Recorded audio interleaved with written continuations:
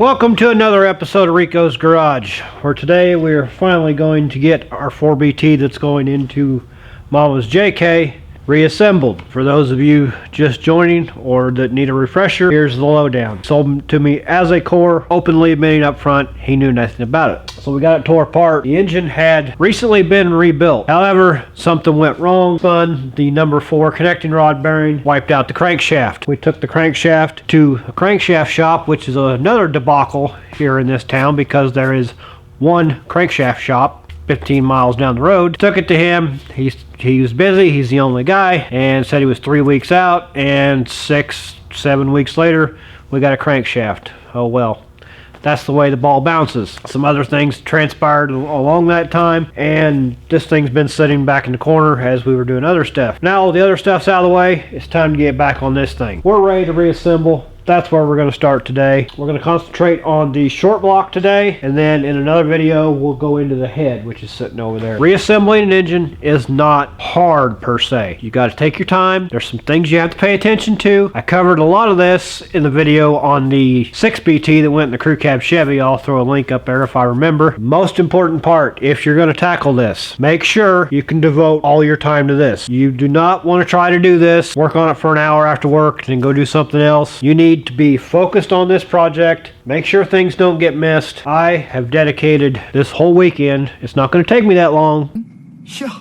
and monkeys might fly out of my butt. But I know how things go. I am going to focus on this for the whole weekend and not do anything else till this short block is assembled. And that's how you have to do it. Let's get right to it. This obviously is where our crankshaft sits. You will notice each cap is marked. They need to go back in order. They need to go back the way they face. The writing goes on the back. That's one way to remember. Guys, if you have to, before you take it apart, get you a paint marker and draw an arrow. Front, rear, doesn't matter. Just make sure they all go back in the same way. Reason being is when this is machined, this is basically a solid chunk, and they bore it through here. It may be just a thousandth or two off one way or another, which is not a big deal. Unless you turn this cap around, then this hole is not going to be perfectly round. That's the best way I can think to explain it.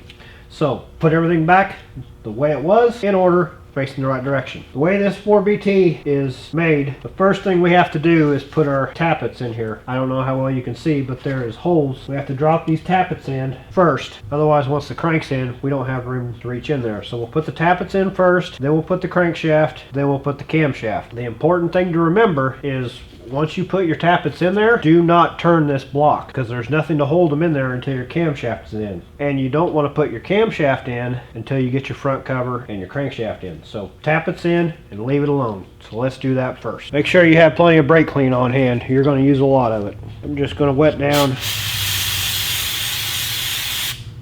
our rag with some brake clean. When I removed the tappets, I just marked them with a marker. Starting at the front, 1, 2, 3, 4, 5, 6, 7, 8. Just to put them back in order where they came from. So, just gonna give everything a quick wipe down with some brake clean. Drop them in our hole. Double checking myself as I go along the way. Okay, tappets are in. Gonna break loose all our main cap bolts.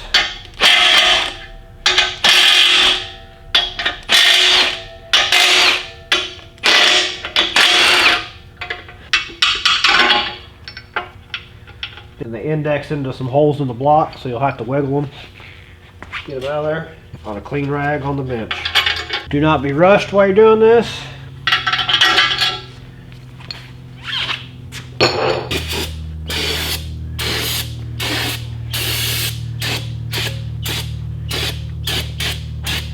Quick shot of brake clean. Follow with the rag. Now we can start putting our main bearing halves in. These are marked upper and lower. When they machined our crankshaft, they had to go 10 thousandths under, so therefore our bearings are 10 thousandths oversized. You want to verify and make sure that even though it's what the box says, that's what they gave you. We're going to start with the thrust bearing is different from all the others. It goes in position 4. I just like to do that one first. You'll notice we got a hole for the oil passages. We got a hole for the piston cooler. There's also a notch on the bearing that indexes into the block. We'll make sure all that lines up. Do not touch the bearing surface with your oily hands. Keep that as clean and dry as you can. If you should happen to get confused as far as to what is the upper and the lower, or if your set is not marked, the upper halves have the holes, the lowers are just solid.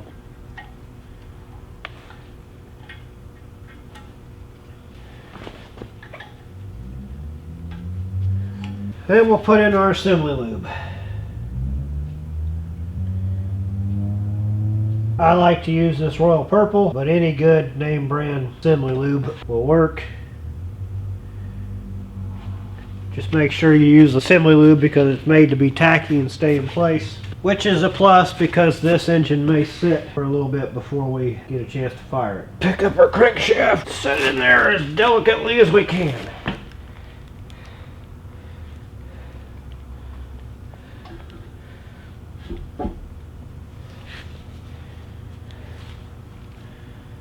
Beautiful. We can put in the lower saddles.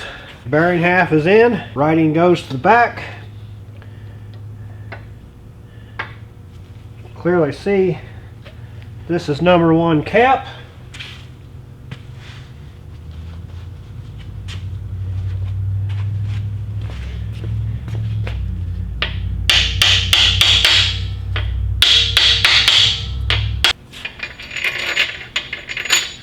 Start our main bolts by hand.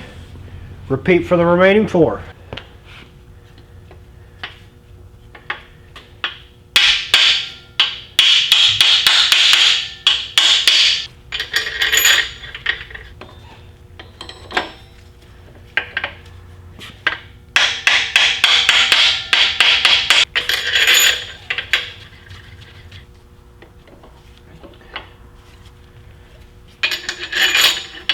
Alright.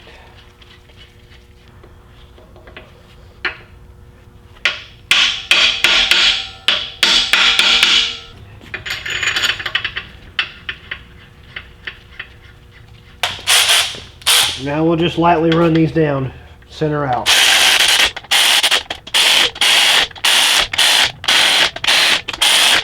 Now we're ready to torque. Since I totally blew it and didn't turn the camera on, you're just going to have to take my word for it that I torqued the first 2 sequences because, like I said, forgot to turn the camera on. Anyway, what I did, I started out at 50, worked from the center out, went 75, center out. Now we're going to do the final torque of 130. Spend your money on a good torque wrench. Keep it in the case. Back it down to 0 when you're done with it and you store it. Don't loan your torque wrench out. Don't borrow torque wrenches. Good policy to have. Anyway, enough preaching. Now we're going to do our final torque of 130. One thing I like to do, it's not necessary, but it's just extra peace of mind for me because I forget stuff like turning the camera on. When I final torque it, I just give her a little whoosh with the paint pen and I know it's there. Alright, here we go. 130.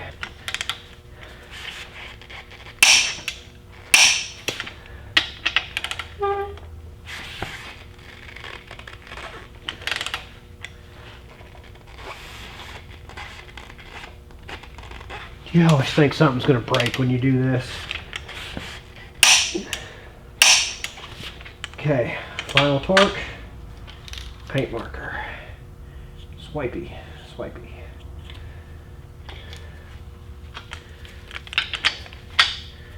It just makes you nervous pulling on bolts that hard.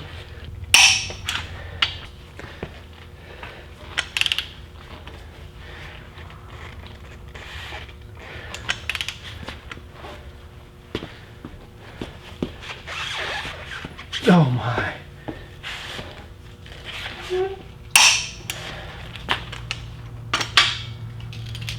Oh man. Getting winded. This was a lot easier when I was 19. All torqued. I'm going to thread a crank pulley bolt in there. We'll use that to turn the engine over. See how she spins over now that they're torqued. Nice. That's what we want. Now we went ahead and bolted our front cover in place. You cannot put all the bolts in your front cover because you have another sheet metal cover that goes over here. But put the ones in that you can. Here, here, here, here, here, and 2 down here. 18 foot-pounds. I know it seems odd to some of you to stress over torque on that, but these engines are glorified paint shakers, so they will literally shake themselves apart. So torque, anywhere you can get a torque wrench in, use it. 18 foot-pounds there. Next, let's lube up all our cam bearings, slide our cam in place. Put that in there. Let that hold it in place. Smear some on the second journal.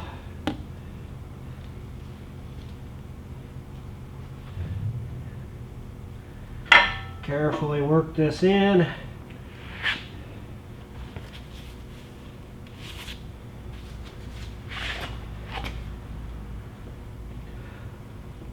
A little wiggle. Double check to make sure our marks are right.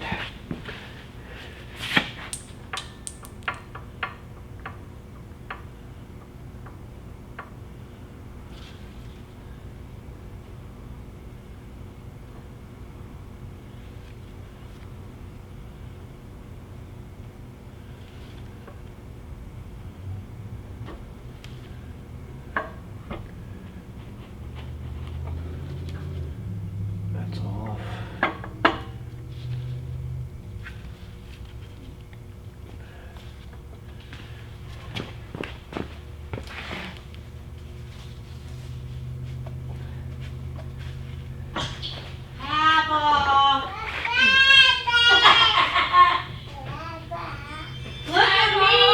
What are you doing?